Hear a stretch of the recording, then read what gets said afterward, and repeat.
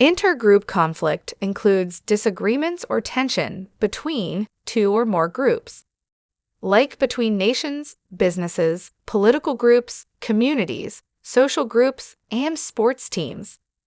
An understanding of the factors that contribute to it can help us understand the dynamics of large groups, like collectives, riots, panics, mobs, and social movements, as well as the effects on the individual members. For instance, we know intergroup conflict can lead to psychological and interpersonal tension, social exclusion, and even physical violence.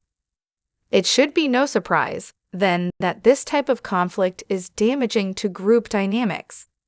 In the next few videos, you'll examine some of the causes of intergroup conflict, including negative emotions, stereotypes, cognitive bias, intergroup bias, social norms, competition, social domination, moral exclusion, and de-individuation.